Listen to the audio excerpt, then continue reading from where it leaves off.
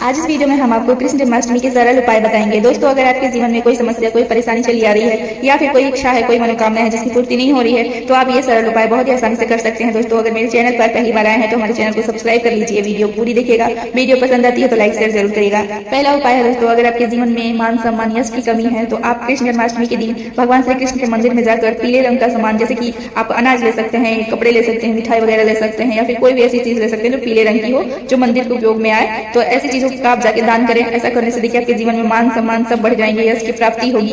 दूसरा उपाय है दोस्तों, अगर आपके जीवन में धन धान्य की कमी है तो आप कृष्ण जन्माष्टमी के दिन भगवान श्री कृष्ण को अखंडित पान का पत्ता अर्पित करिएगा। देखिए, अखंडित कहने का मतलब कि ना तो कहीं से कटा छटा हो, ना ही कोई धब्बा हो, साफ सुथरा अच्छा सा पान का पत्ता ले लीजिएगा और कृष्ण भगवान को पहले अर्पित करिएगा। उसके बाद आप उसे उठाकर उस पर रोली से ही कुमकुम से आप श्री लिखकर और उसे अपनी तिजोरी में रख दीजिएगा। ऐसा करने से देखिए आपके जो तिजोरी में धन्य रहेंगे ना, वो दोगुना होते जाएंगे, और मतलब जो भी है वो दोगुना, क्या आप एक रखेंगे तो दो नहीं होंगे, लेकिन हाँ ऐसा रहेगा कि कभी भी आपके तिजोरी में कमी नहीं आएगी किसी प्रकार की। एक तरह का संतोष आपके मन में, आपके घर में बना रहेगा। तो ये आप कर सकते हैं। के बाद तीसरा उपाय है दोस्तों, अगर आपका कोई कार्य सिद्ध नहीं हो रहा है और बहुत दिन से आप लगे हुए हैं पर हो नहीं पा रहा है, तो आप कृष्ण जन्माष्टमी के दिन भगवान कृष्ण के मंदिर में जाकर एक जटा वाला नारियल ले लीजिएगा और 11 बादाम का दाना ले लीजिएगा, 11 बादाम, ठीक है ना, और उसको मंदिर में ले जाकर कृष्ण भगवान को चढ़ाइएगा। और चढ़ाने के बाद देखिए इस तरीके से आप लगातार 27 दिन करिएगा, मतलब कृष्ण जन्माष्टमी के दिन शुरू करिएगा और 27 दिन तक इसको करिएगा। देखिए, ऐसा करने से जो भी आपने कार्य करना है, आपको जो भी आपके मन में इच्छा है कार्य करने की, वो आपका कार्य सिद्ध हो जाएगा।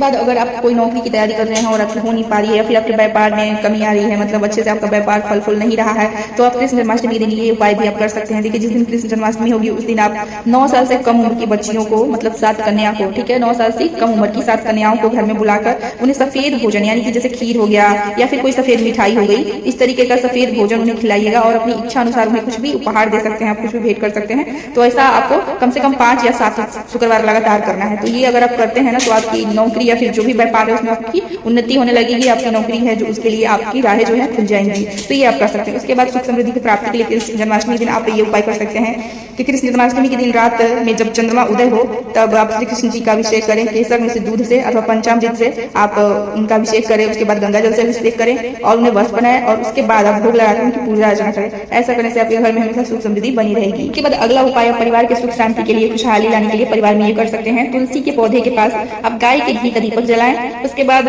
11 परिक्रमा करें और मंत्र का जाप करते हुए 11 परिक्रमा करना है। और मंत्र है ओम नमो भगवते वासुदेवाय नमः। तो ये मंत्र का जाप करते हुए आपको 11 बार परिक्रमा करना है तुलसी माता के चारों तरफ। उसके बाद देखिए, ये करने से आपके घर में खुशहाली बनी रहेगी और सुख शांति भी बनी रहेगी। तो ये आप इसके बाद अगर आप अपने जीवन में हमेशा सफलता चाहते हैं कि हर चीज में आप, हर काम में आप सफल हो, तो आप कृष्ण जन्माष्टमी के दिन भी ये काम शुरू कर सकते हैं कि कृष्ण जन्माष्टमी के दिन आप रोजाना गुलाब जल में केसर या पीला चंदन मिलाकर तिलक लगाएं और ऐसा ही आप फिर उसके बाद हमेशा करते रहें। तो ऐसा करने से देखिए व्यक्ति के जीवन में सफलता आने लगती है, सफलता के आने के योग्य बनने लगते हैं। तो ये आप उपाय कर सकते हैं, बहुत ही आसान सा उपाय। देखिए, एक और उपाय आप कर सकते हैं माँ लक्ष्मी को खुश करने के लिए। अगर आपके जीवन में पैसे की कमी आ रही है तो आप जन्माष्टमी के दिन केले का पेड़ लगा सकते हैं। अगर आपके घर में जगह है, मतलब गार्डन वगैरह है, कुछ खाली एरिया है, तो वहाँ लगा लीजिए। तो छोटे से गमले में भी आप लगा सकते हैं। आप केले का पौधा मार्केट से खरीद के ला लीजिए या फिर आपको कहीं से मिल जाता है, तो आप केले का पौधा अपने घर में लगाइए और रोजाना केले के पेड़ की पूजा करिए। और जो भी उसमें से फल अगर आता है तो आप उस फल को स्वयं मत खाइएगा, उसको दान कर दीजिएगा। तो देखिए, अगर ऐसा आप करते हैं तो माँ लक्ष्मी से प्रसन्न होती हैं और आपके जीवन में पैसे की, धन की कभी कमी नहीं होगी।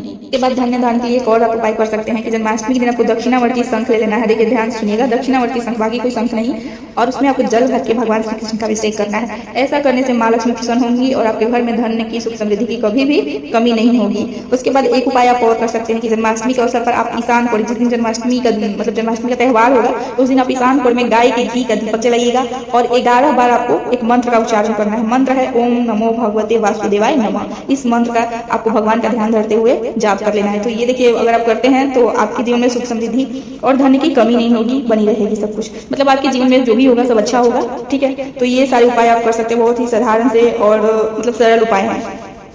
अगला उपाय पति पत्नी के लिए है। अगर किसी पति पत्नी का वैवाहिक जीवन सुखमय नहीं बीत रहा है, उन लोगों के आपसी प्रेम संबंध ठीक नहीं है, लड़ाई झगड़ा हो रहा है, एक दूसरे के प्रति मनमुटाव है और क्लेश है आपस में, और उन दोनों का प्यार इधर उधर किसी और से है, मतलब, तो ये उपाय कर सकते हैं कि कृष्ण जन्माष्टमी के दिन आप 2 बांसुरी खरीद कर लाएं। और बांसुरी को करना क्या है कि पहले कृष्ण भगवान को स्पर्श कराना है, पहले कृष्ण भगवान को अर्पित करना है बांसुरी को। उसके बाद देखिए, उस बांसुरी को कृष्ण भगवान को स्पर्श कराकर उस बांसुरी को उठाकर पति पत्नी के लिए सबसे स्पेशल जगह होता है उसका बेडरूम, तो उसको अपने बेडरूम में दोनों बांसुरी को लाल रिबन या फिर लाल धागे से, कोई भी चीज से अगर आप बांधे से धागा वगैरह या फिर कोई भी कपड़े से बांधे, लाल कपड़े से भी आप बांध सकते हैं। और बांध के बांसुरी को दोनों को एक साथ बांध लेना है और बांध के उनको अपने बेडरूम में रख लेना है। और बेडरूम में देखिए कहाँ रखना है ये भी ध्यान से सुन लीजिए। तो बेडरूम में आप बेड के पीछे आप रख सकते हैं या फिर अपने बिस्तर के नीचे भी आप रख सकते हैं, या फिर ऐसी जगह पे जहाँ पे और किसी की नजर ना पड़े तो वैसे आप रख लीजिए। और उसके बाद देखिए वैवाहिक जीवन में और बहुत सारा खुशियाँ प्यार वार आ जाएगा। बहुत आपके जीवन में जो भी समस्या है, आपसी मतभेद है, सब खत्म हो जाएगा, लड़ाई झगड़ा सब कलेश दूर हो जाएगा और प्यार ही प्यार बरसने लगेगा। तो ये उपाय करके देखिएगा। उसी के साथ एक उपाय और भी आप कर सकते हैं बांसुरी का। देखिए कृष्ण भगवान के लिए तो बांसुरी का जो प्रेम है वो तो जग जाहिर है, सबको पता है। तो जन्माष्टमी दिन कृष्ण भगवान की पूजा के बाद उनको बांसुरी देखिए अर्पित करिएगा। एक बांसुरी यहाँ पे आपको अर्पित करना है, दो नहीं एक ही। और इसको भी आप करके देखिएगा। बाकी आप बांसुरी का एक उपाय कर ले वही बहुत है, लेकिन दो उपाय मैं आपको बता रही हूँ। तो पहले आपको एक बांसुरी कृष्ण भगवान को अर्पित करना है। अगले दिन आप उसको उठाकर अपने बिस्तर के पास रख लीजिएगा।